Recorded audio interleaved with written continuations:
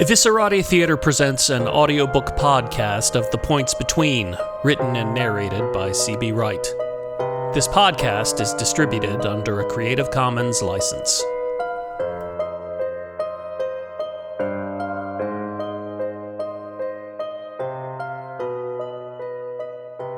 Chapter 22. Consequences.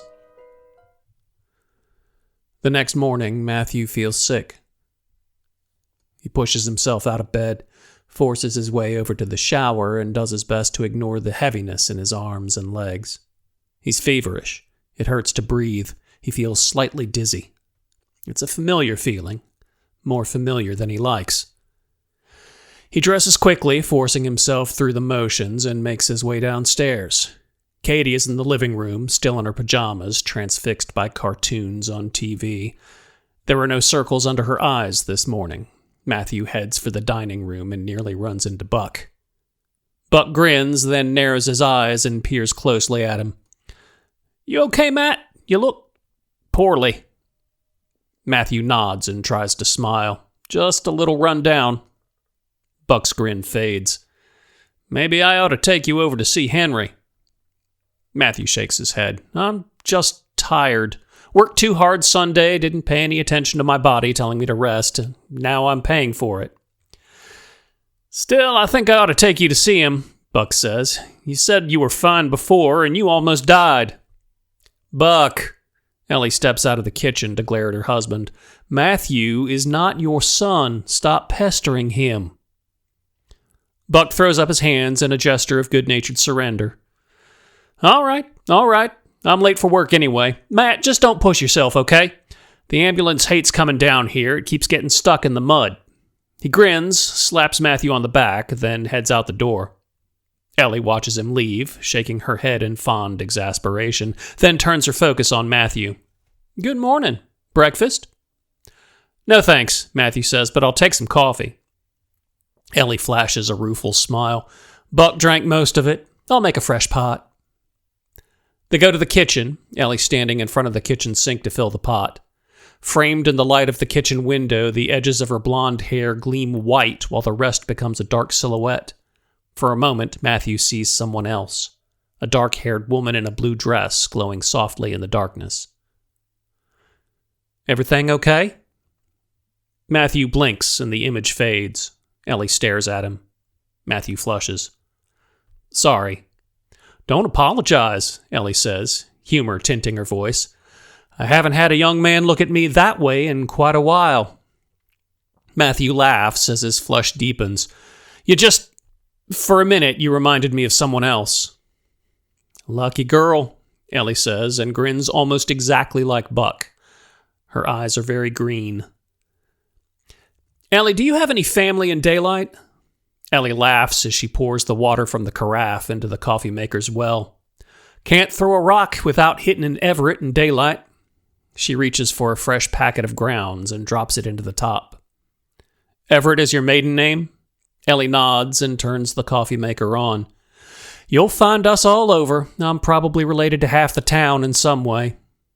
"What about Edith Everett?" Matthew asks. "The crazy art lady? Distant cousins, I think. Not close enough for us to bother exchanging cards at Christmas. Really, there are too many of us in this town for any of us to feel particularly close to anyone but immediate family. We've been here since Daylight was founded, according to family legend, at any rate." "I thought I saw someone who looked a lot like you," Matthew says. "Darker hair, though. I didn't make the connection until I saw you framed by the window. Your hair looked darker and it all lined up." "Well, if she's dark-haired, she's not an Everett girl," Ellie says. "All the Everett women look the same. Blonde hair, green eyes. Katie's the first in generations to break from that. She takes after Buck's sister." "First in generations?" Matthew asks. "Oh, it's just an old family story," Ellie says. "All tied up with that haunted house of yours, actually. Another reason why it's fun to have you here." Her eyes sparkle mischievously. "Really? Does the sheriff ask you not to tell it?" Ellie laughs. "Yes, as a matter of fact. For a man who doesn't believe in ghost stories, he's not much better than the ones who do." "You don't, I guess," Matthew says. "Believe the stories, I mean." Not anymore. When I was a little girl, though, Ellie grabs the pot and pours fresh coffee into a mug. When I was Katie's age, I believed all of it. Here, this'll get you started. She hands Matthew the mug and they move into the dining room. My brothers, Ellie says, would bring me to tears that convinced me old man Simon was looking for another bride and that he was going to pick me. Another bride?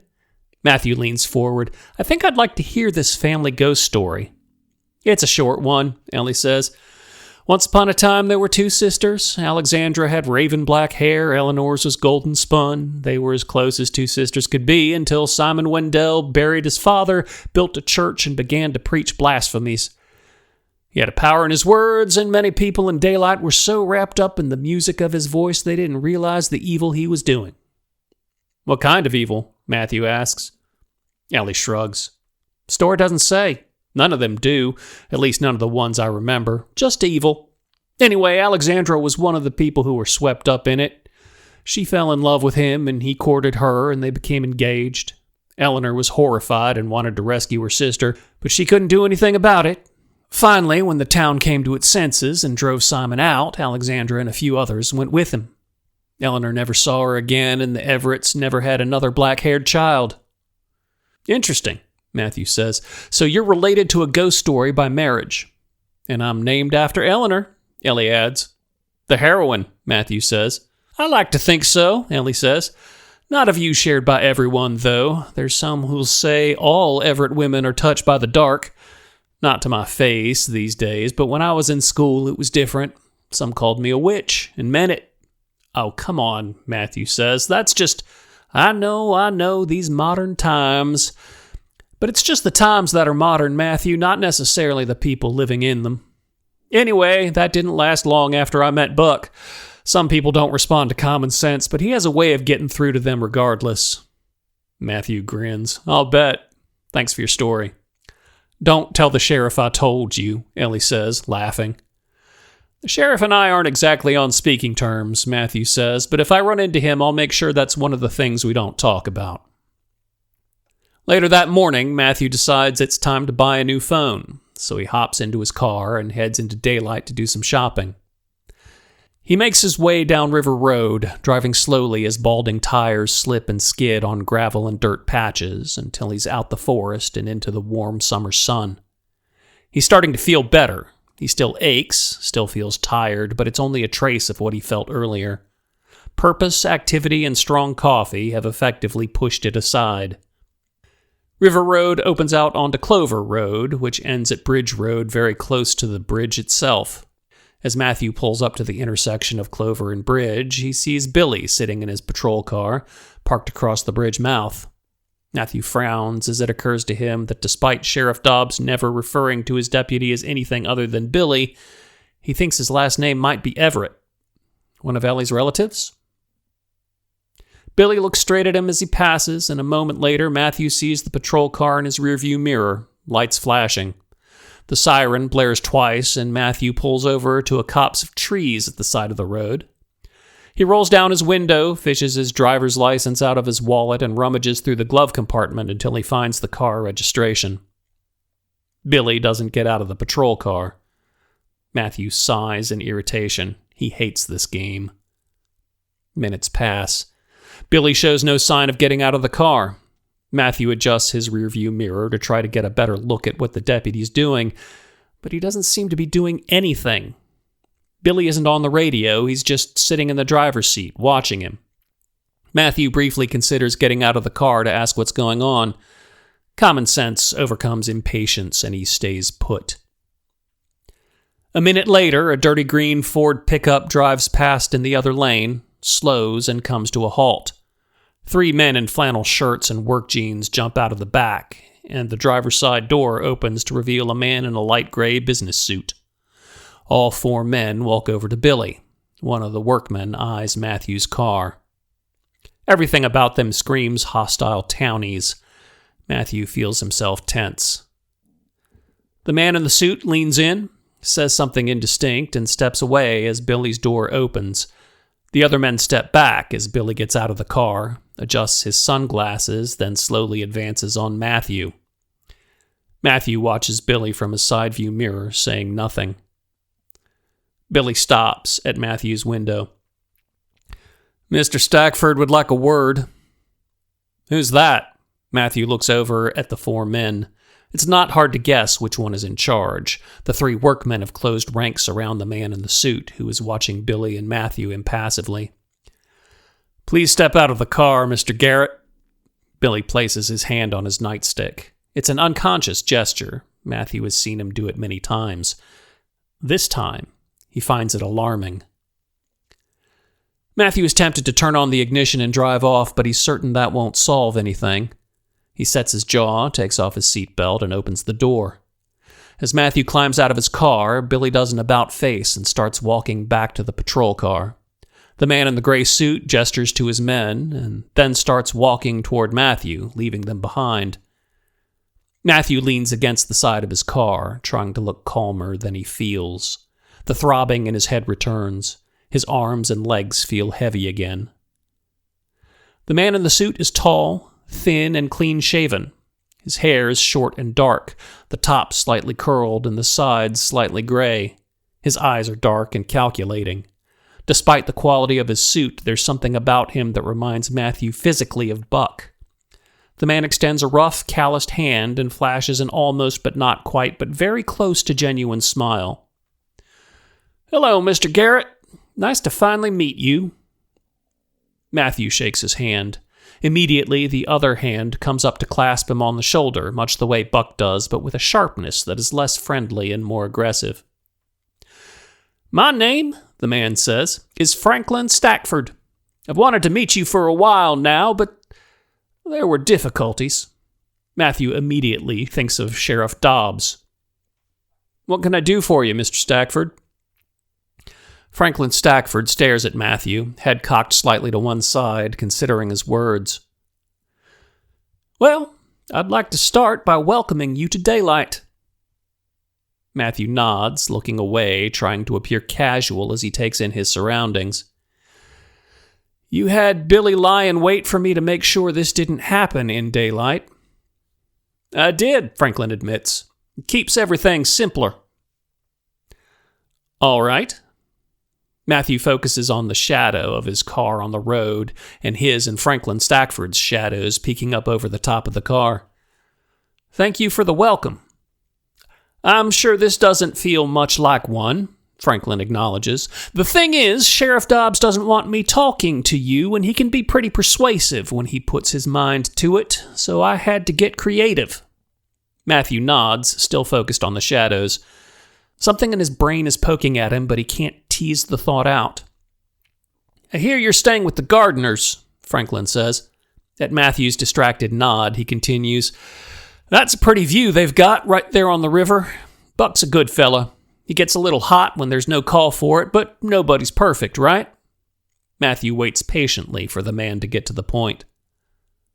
"The thing is," Franklin still sounds friendly, and his smile is just as wide, but his eyes harden ever so slightly. "The thing is, Buck and Ellie are good folks, and their daughter, well, she's just as cute as can be and sweet as anything. And it concerns me when good folk are exposed to bad influences." Something in the way Franklin's shadow shifts caused Matthew to look up and meet his gaze. "Meaning me?" Franklin shrugs. "Not on purpose, but a man doesn't have to be evil for it to come riding on his back." Matthew's gaze flicks back down to the shadows again. His brain is poking harder, but he still can't pry the thought free.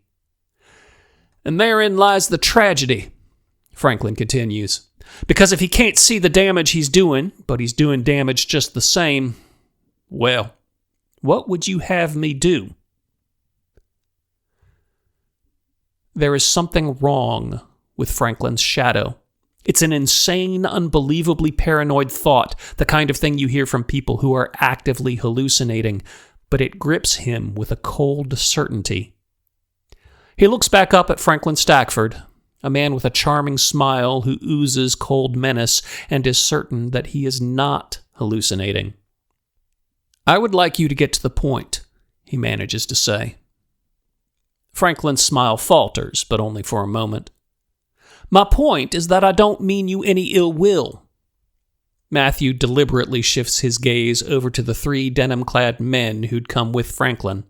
Franklin waves a hand dismissively. "I don't," he insists. "If there's one thing the sheriff and I agree on, it's that you were in the wrong place at the wrong time. And the good news is, the situation you find yourself in is a local problem. If a man were carrying this local problem on his back and carried it away from here, well, the farther he went, the weaker it would get. Eventually, he wouldn't be carrying anything at all. You understand me?" "Pretty sure I do," Matthew says. "You want me to leave town?" "I want you to be safe," Franklin counters.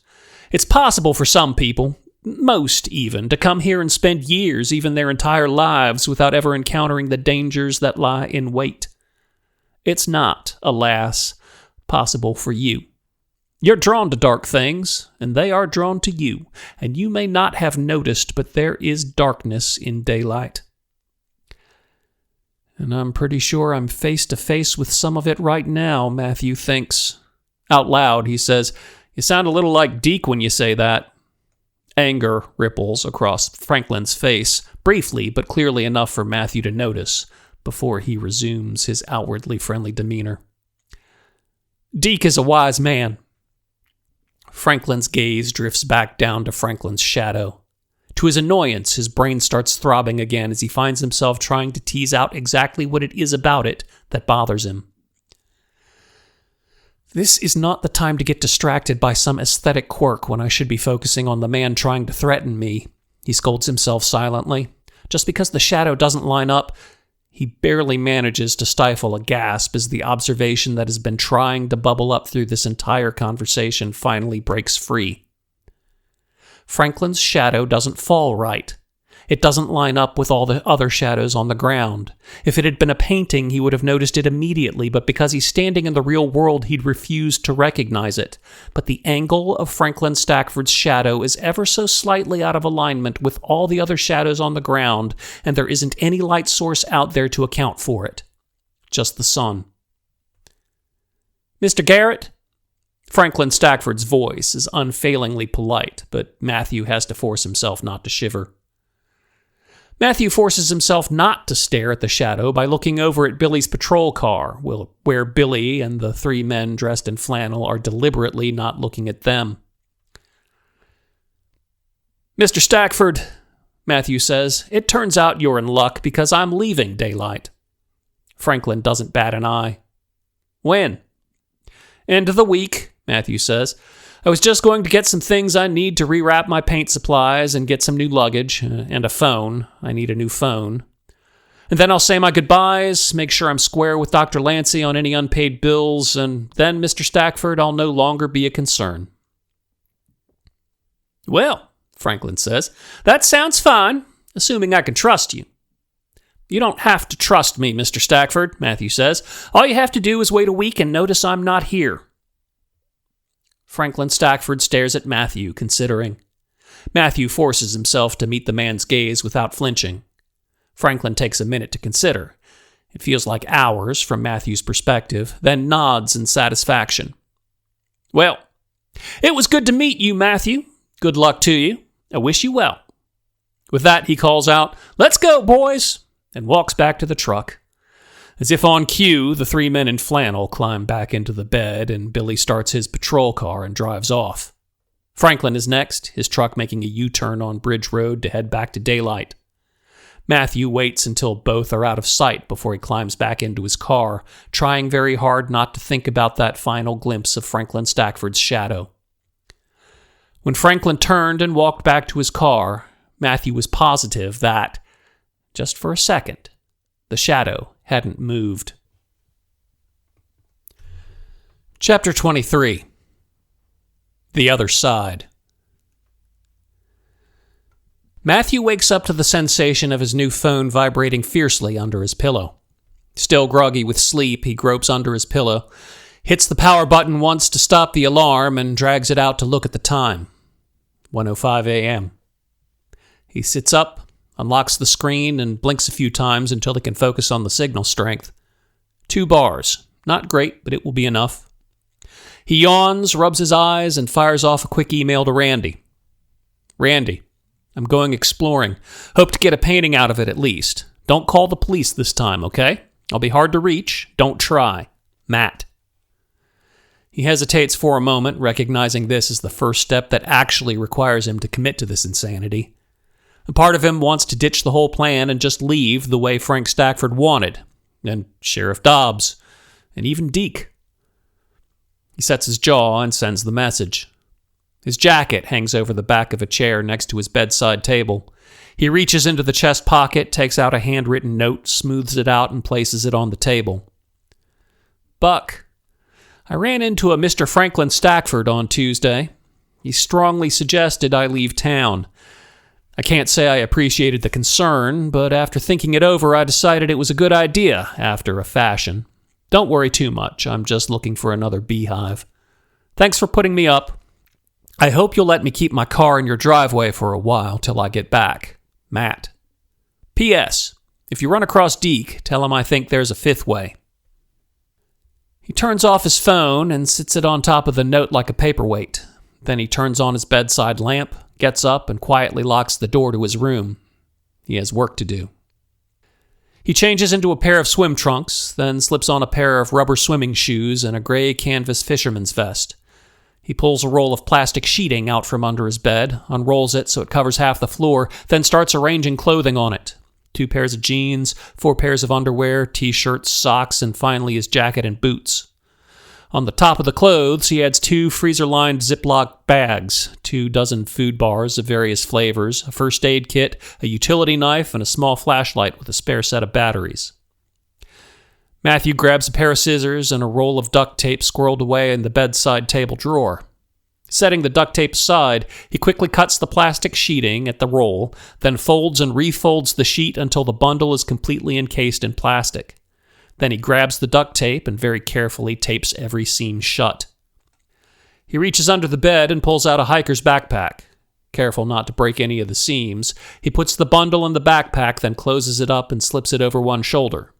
It feels surprisingly light. As quietly as he can manage, he turns off the bedside lamp, opens his bedroom door, and creeps down the hall, down the stairs, and through the house until he reaches the kitchen. In the kitchen, he removes his bag and retrieves a thermos from a side pouch. He fills it at the sink, keeping the water pressure low to minimize the noise, fidgeting impatiently the entire time. When he's finished, he puts the thermos back in the side pouch, latches the pouch shut, and slips the backpack over both shoulders. He stops at the back door, listening. The house is quiet. Very slowly, he unlocks the door, careful not to rattle the chain as he takes it off its hook. It creaks softly as it opens, and creaks again as it closes behind him. He's outside. It's a warm, clear night, half moon shining brightly, illuminating the sky enough for Matthew to see a good distance across the river. He tightens the backpack straps, fastens the chest crosspiece in place, and walks to the dock. It's a pretty simple plan. The sheriff won't let him cross the bridge, and Matthew doesn't want to steal a boat, so the best way across is to swim. He stands at the edge of the dock, gazing down into dark water. Buck's boat sways slightly, pulled out from the dock by the current, mooring lines taut as they keep it from floating downstream. He sits, dipping his legs into the water. It's cool but not cold, a welcome relief from the heat, he thinks, and slides in, careful to avoid the boat and keeping one hand on the edge of the pier to steady himself. He drops in, the water coming up to just over his waist. The backpack fills with water, and as it starts to sag, he hopes the plastic wrap is doing its job. He takes advantage of the shallow water to practice swimming along the shore, getting used to the weight on his back and the awkward way it shifts to one side or the other with each stroke. It's annoying, but manageable, and the extra weight isn't as restrictive as he feared it might be. He takes a minute to get his bearings, makes sure he's pointing in the right direction, and begins to swim in earnest. The backpack is a problem. It's half filled with water, and with each stroke it tries to shift on his back, either to the right or to the left. The straps grow looser the farther he swims, and he occasionally has to stop to retighten them. Minutes pass. Matthew's arms and legs begin to ache from exertion. He's a fair swimmer, but this isn't the same as swimming laps in a pool. He's unused to the weight. His feet feel strange in the rubber shoes. His torso feels strange in the fishing vest. He wants to stop and rest, but he feels he has to keep moving or he'll sink. 5 minutes into the swim, he's exhausted. His arms and legs feel like lead weights, and the backpack presses down on his back like an anvil. He panics, imagining himself drowning in the middle of the river, his swollen, bloated body found the next morning lodged on a rock or tangled in a fallen tree. He considers dropping his backpack in order to make the crossing easier, but he can't bring himself to abandon his jacket to the water. It takes a full 10 minutes to reach the other side. He's thankful for the rubber shoes then. The bank is littered with sharp rocks and twigs, and his hands are scratched and raw by the time he forces his way up to a clear patch of grass, where he collapses in utter exhaustion. He lies on the bank, gasping for breath in the warm summer air, unable to move, waiting for the numbness to leave his arms and his legs. He lies there for an hour at least, but he finally forces himself to sit, remove his backpack, and remove the plastic bundle to check the seams. The tape held for the most part. There are places where the water caused the tape to bubble up and peel away, but the water hasn't gone far into the plastic, and his things are still dry. He unrolls the plastic, chooses a dry set of clothing, and changes into it. He feels a little better after that. He puts his wet trunks and rubber shoes in one of the Ziploc bags, then puts the bag in the backpack. He stuffs the food bars, utility knife, and flashlight into various pockets in his fishing vest. The treated material is already beginning to dry, and rolls up the rest of the clothing in the plastic before returning it to the backpack. Matthew feels exhaustion returning. The last vestiges of adrenaline are gone, and all he wants to do is collapse and sleep. But he can't sleep here. He's too close to the shore. When day breaks, he'll be visible from the other side. Wearily, he forces himself to his feet, shoulders his backpack, and stumbles off to find a more secluded spot. Chapter 24. The Siege. It's been years since Matthew did anything remotely resembling camping, and even on the few occasions when he technically slept under the stars, he did it in a tent. It seemed like roughing it at the time, but as he itches furiously from numerous mosquito bites, he finds himself thinking wistfully about tents with zip-flap entrances. Mosquitoes, he grumbles aloud, as much to remind himself he can speak as anything. His voice sounds raspy and cracked. He stretches, then he winces. His arms and legs are still very sore from the swim, and his entire body is stiff from sleeping on the ground. He scratches at his face, tries to stop, then scratches harder. He itches. He's starting to sweat. His arms and legs hurt, he's hungry, and he's thirsty.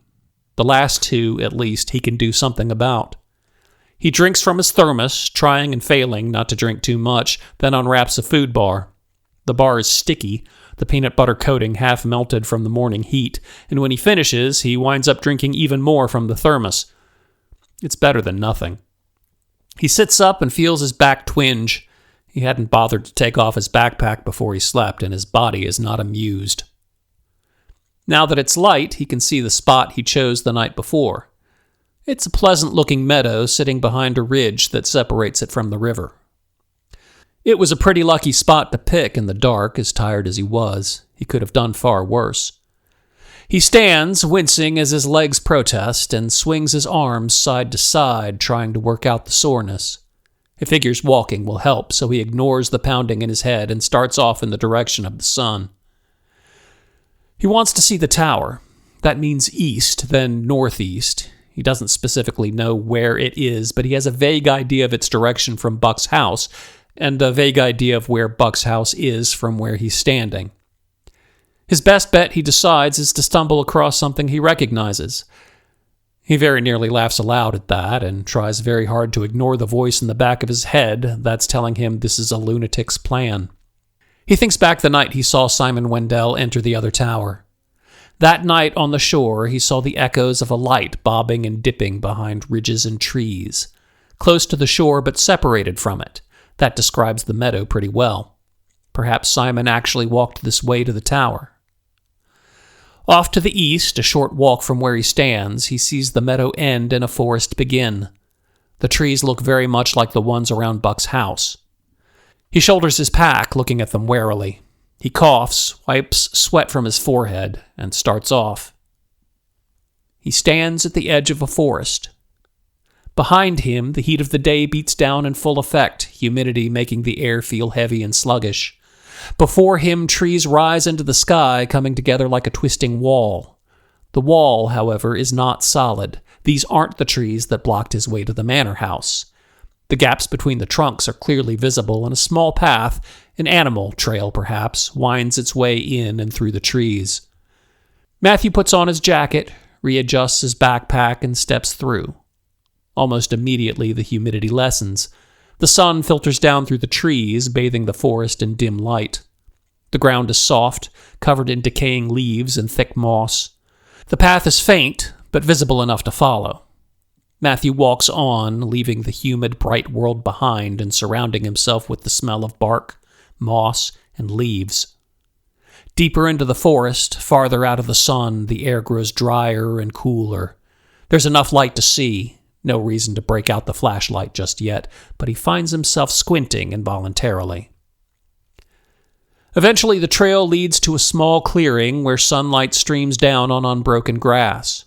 He steps out onto the clearing, and immediately the humidity returns, thick and suffocating. The sun is high in the sky now. Matthew guesses it's close to noon. He eats another food bar, drinks a little water from his thermos, and tries to figure out what to do next. It's a dead end. The only trail out is the one he followed to get there. He doesn't want to go back, and he can choose a general direction based on the position of the sun. Maybe he can, or maybe he's putting too much faith in skills he doesn't really have. But he has no doubt that even if he starts off in the right direction, he'd wind up getting turned around navigating the trees. So that's it then. He's lost. He fights back the urge to panic, forcing himself to think. He isn't lost. He can go back down the trail and return to the meadow. It isn't what he wants to do, but he can do it. If he wants to figure out whether he has any other options, he needs to be calm. He walks to the other side of the clearing, and just before reaching the point where the forest resumes, he hesitates. Everything is silent.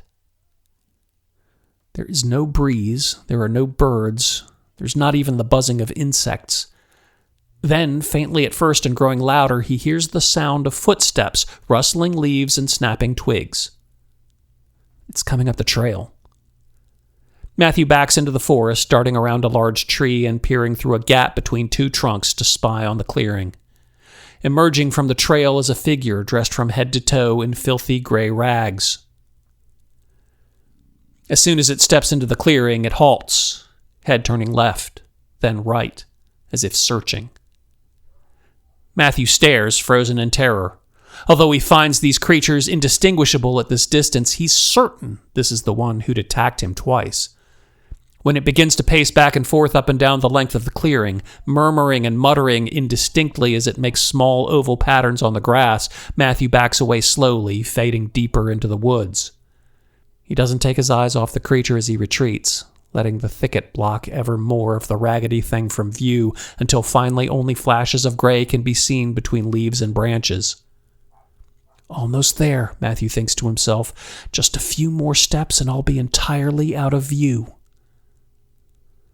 All at once, the creature utters a guttural, screeching cry. He sees a patch of gray cloth swirl through the tangle of branches and leaves, then hears the snap of twigs as the creature dives into the trees toward him.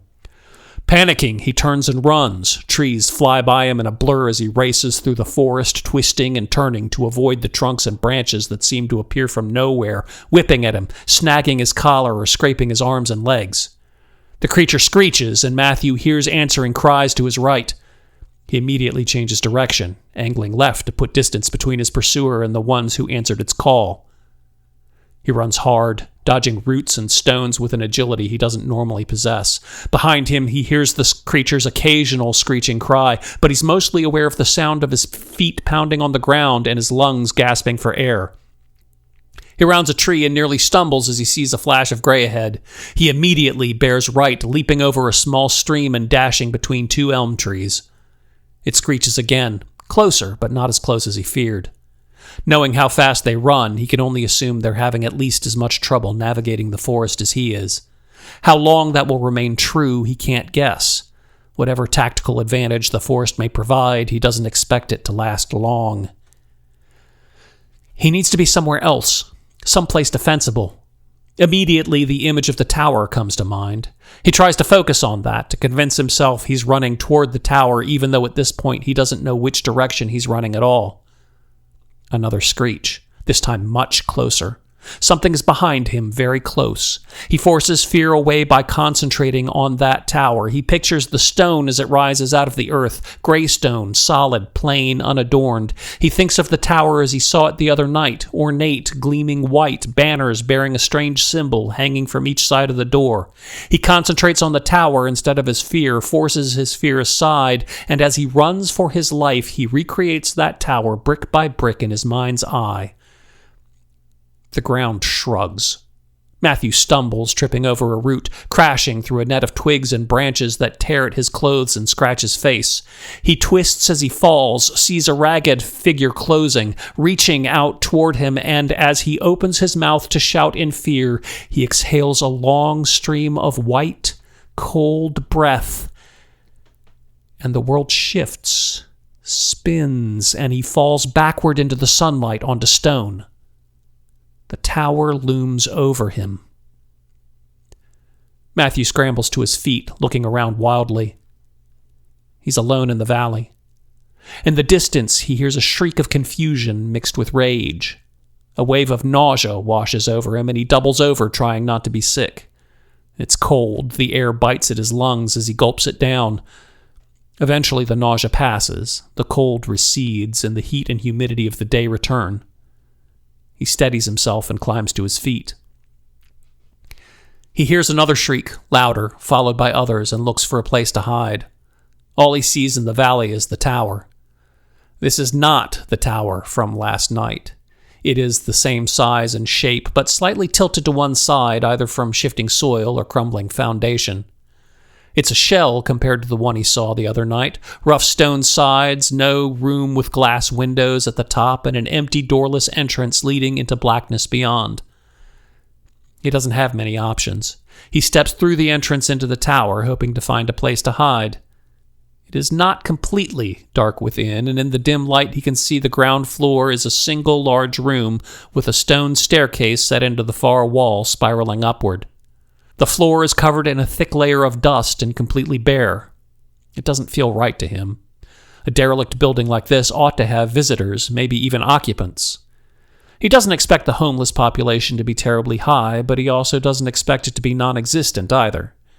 At the very least, the floor should be covered with cigarette butts, discarded bottles and cans, and other signs of teenagers or college kids. Matthew considers the stairs. There's no guarantee the upper floors will be of any use to him, and taking the stairs dramatically increases his chance of getting cornered. He is standing in the middle of the room, locked in indecision, when he hears a third shriek directly behind him. He spins, then staggers back. Framed in the entrance is a gray creature. Rough, wiry white hair, tight-drawn skin, dark, soulful eyes. As their eyes meet, its face twists into a mask of rage. He shouts in alarm, tries to run for the stairs, and stumbles over his own feet. A cloud of dust rises into the air, blinding him, making him cough. He rolls to his hands and knees, trying to crawl toward the stairs, expecting to feel the creature's impossibly strong grip at any moment. It isn't until he reaches the first step that he realizes it hasn't even entered the tower. He looks over his shoulder. The gray creature, he realizes, isn't actually standing in the entrance. It's a short distance from it. And despite its frenzied rage, it isn't moving any closer. Matthew's panic ebbs and he frowns, picking himself up off the floor and taking some time to dust off his jeans as best he can.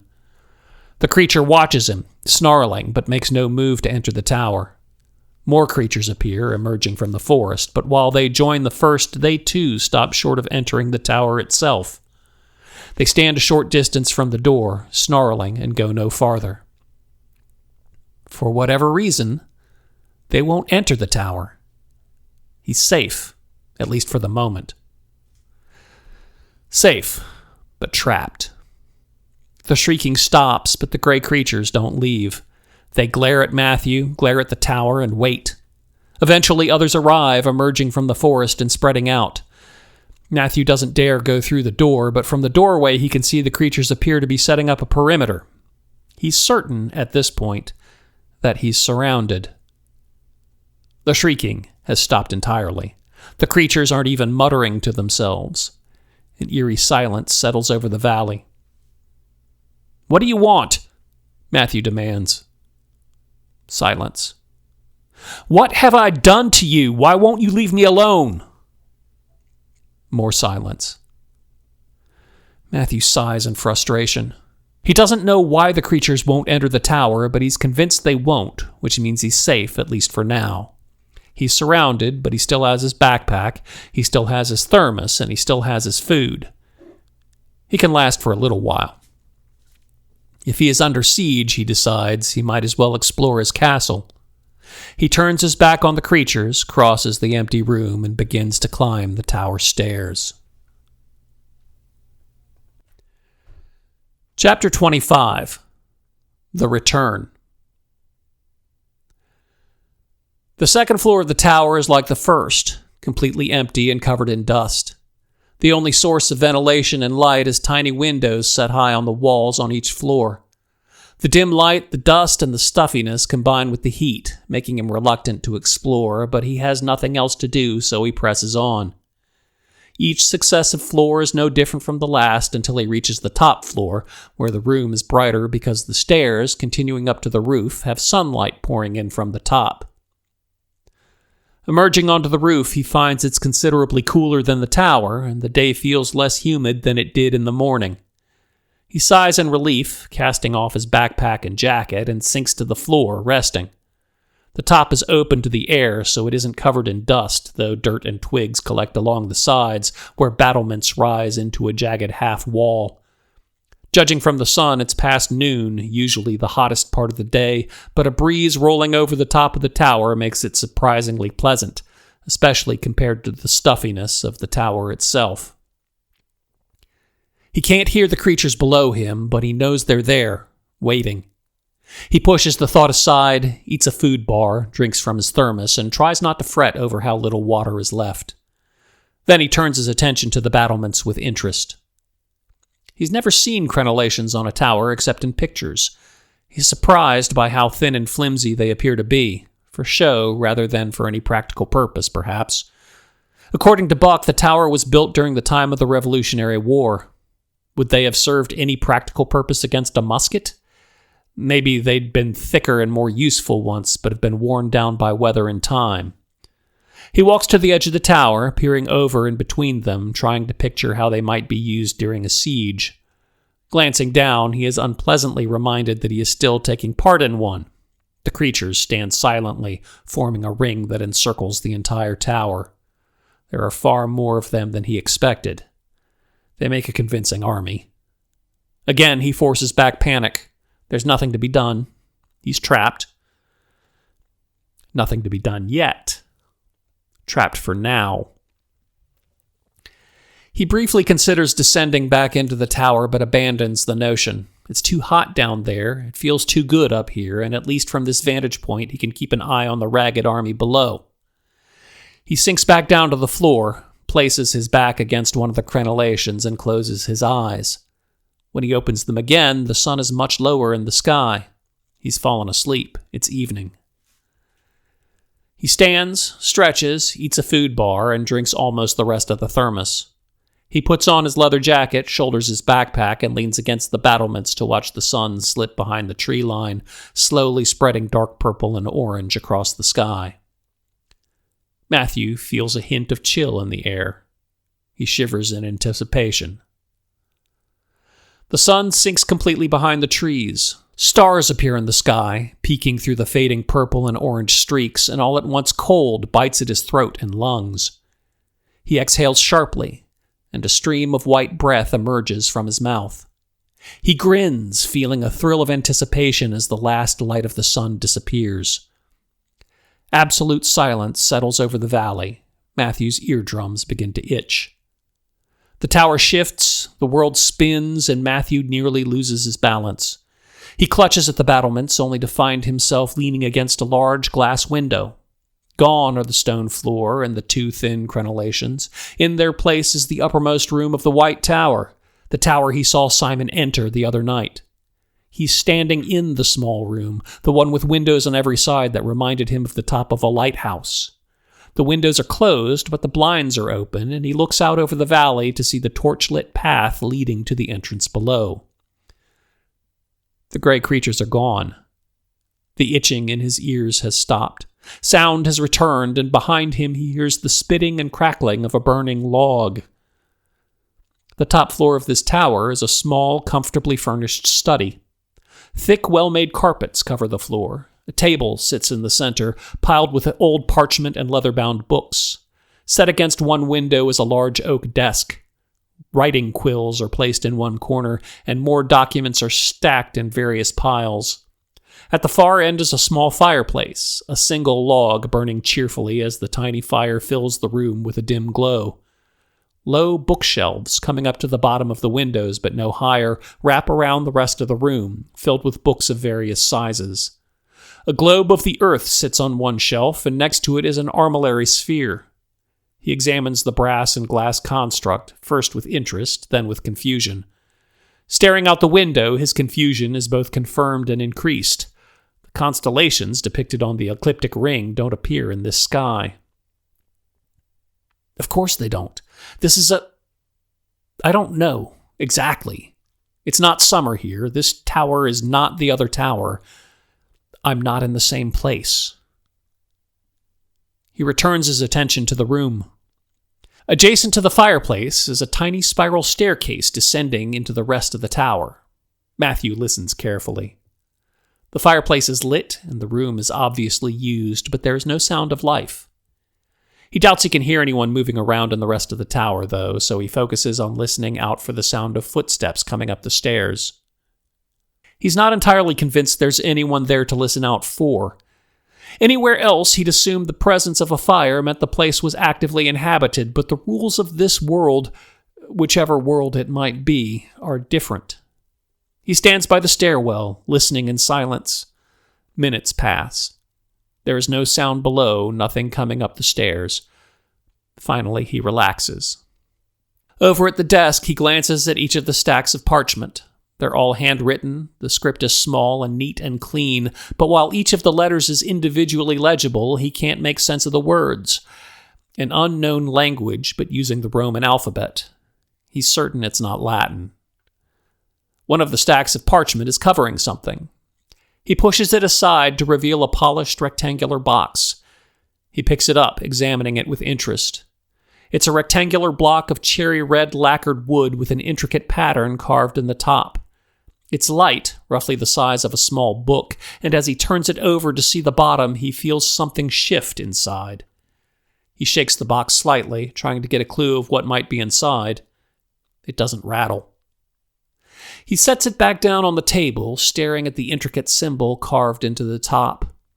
After staring at it for about a minute, something in his memory clicks into focus and he realizes it's the same pattern he saw the night he saw this tower from the outside, the silvery pattern of the banners beside the doors. Thinking back further, he thinks it might also be the pattern he saw Simon tracing in the air at the mysterious disappearing chapel on Bridge Road. But even making that connection, he feels the picture is incomplete. Has he seen any other patterns? He tries to remember. He hasn't, he's sure of it, not in daylight at any rate, and at the Manor, he catches his breath. He has seen a pattern at the Manor. He helped create a pattern at the Manor. They were dancing. He'd never danced before, certainly not like that, and he was swept up in the joy of it, of dancing with Alice and dancing with everyone else, and just as he sank into the rhythm and the music and the movement, he could feel that their motion over the floor was creating a pattern over and over and over again. And that pattern was very like the pattern Simon had traced in the air, the pattern on the banners framing the tower door, and the pattern etched into this box. Very like, but not identical. It is actually closer to a counterpoint to the pattern he's looking at now.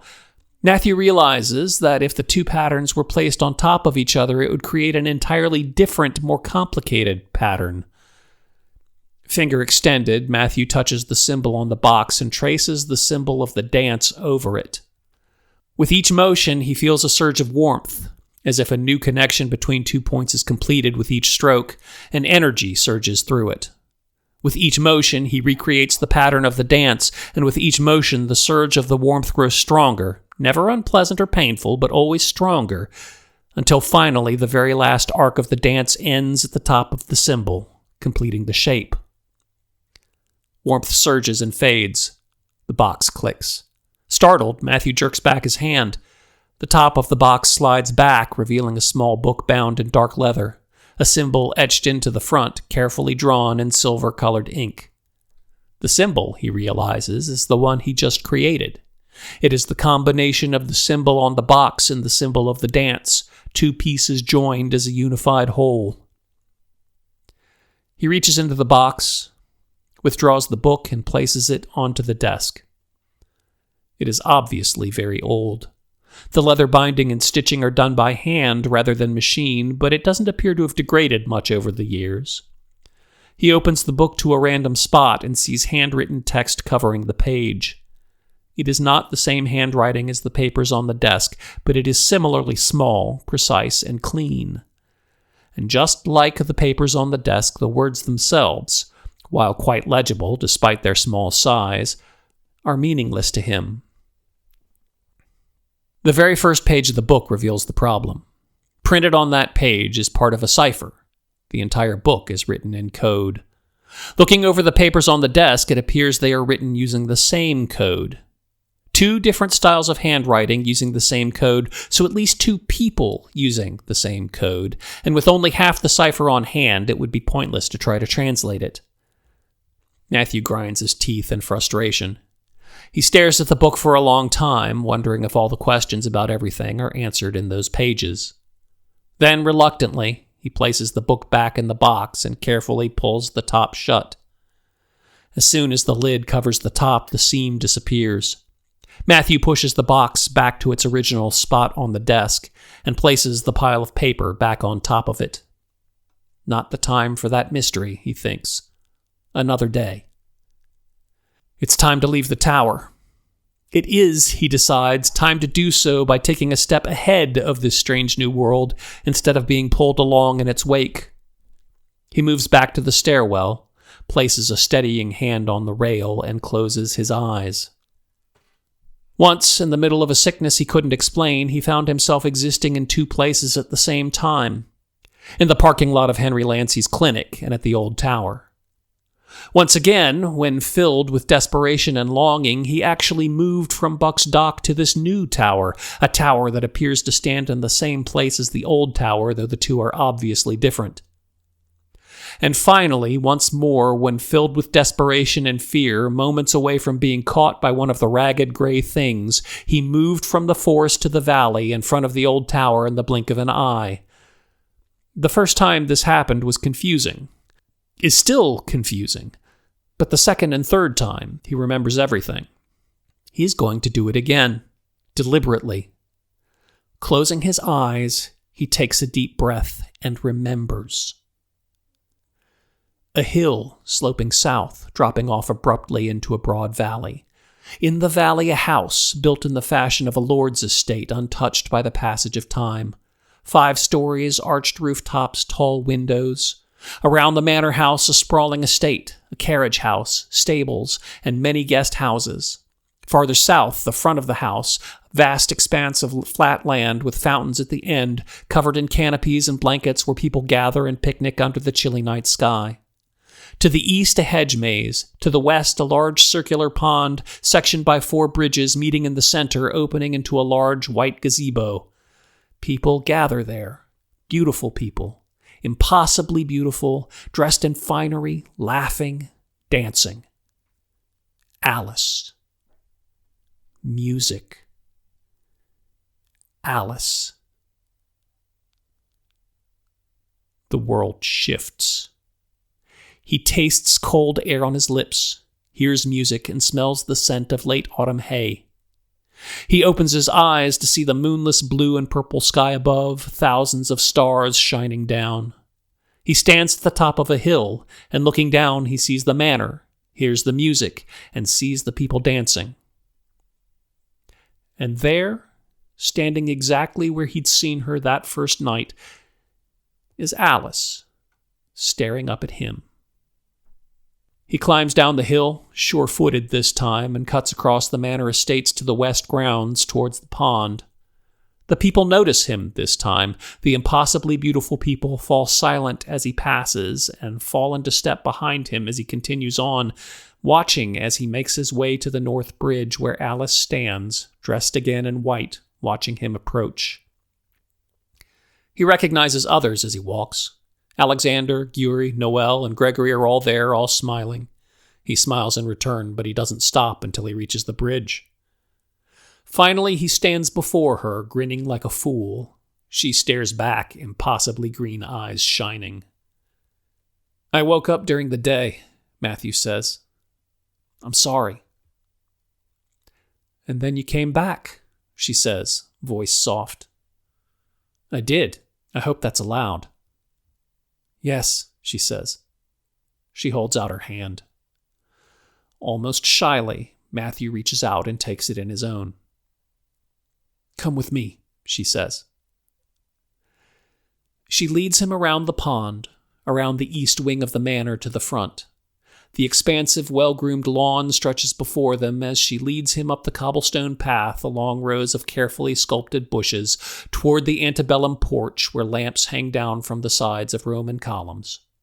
Hand in hand, they approach the porch. More people fall in silently behind them.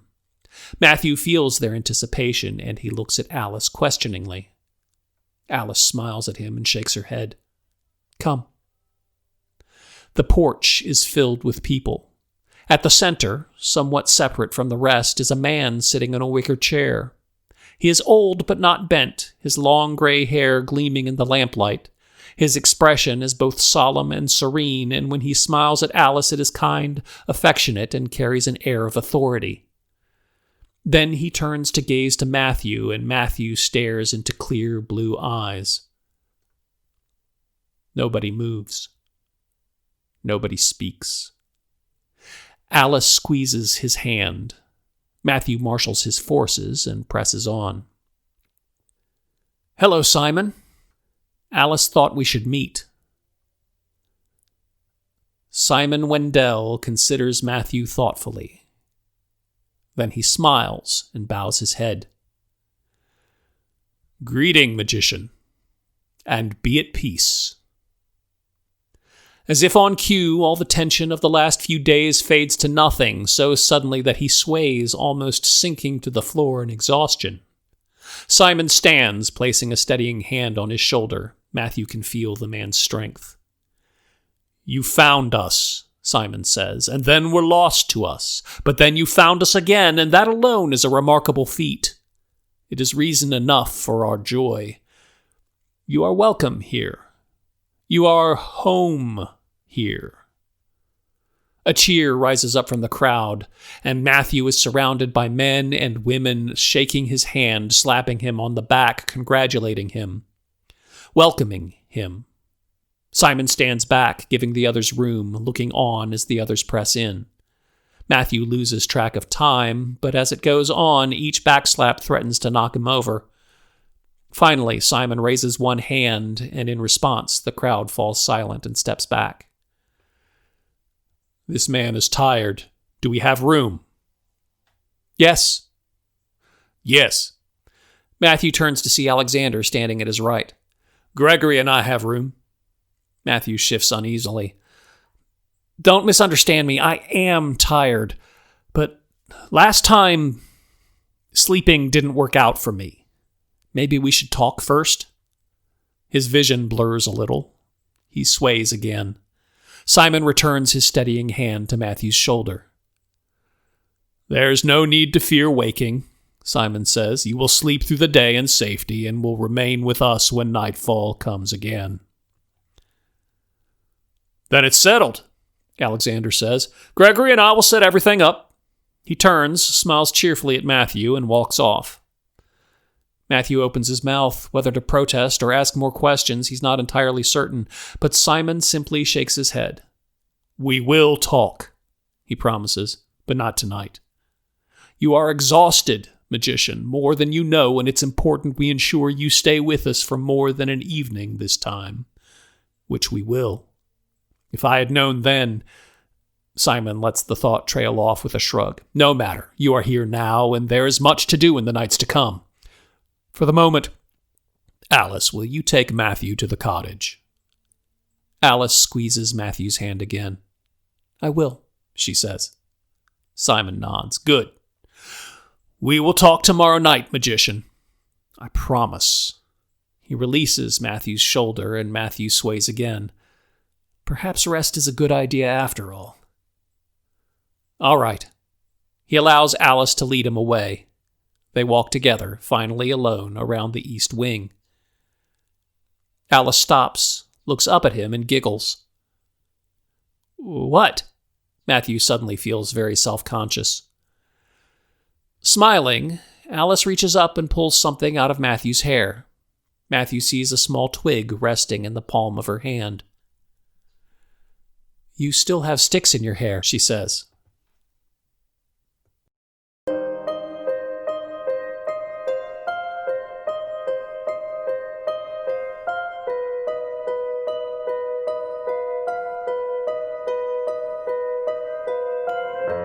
This has been an audiobook podcast of The Points Between, written and narrated by C.B. Wright. It is published as part of his Patreon campaign, where he creates serial fiction and other acts of publishing villainy. To support this podcast and gain access to other rewards, consider subscribing at patreon.com/eviscerati. That's patreon.com/EVISCERATI. This podcast is distributed under a Creative Commons Attribution Non-Commercial Share-alike 4.0 license. You are free to copy, distribute, and modify this podcast as long as you properly identify C.B. Wright as the original creator. Also, you cannot charge money for copying, distributing, or modifying this work. More information about this license can be found at creativecommons.org. The music used in this podcast, Sad Ghost Story, was composed by M. Scherf and is licensed through melodyloops.com. It is not included in the Creative Commons license and must be licensed separately for derivative works.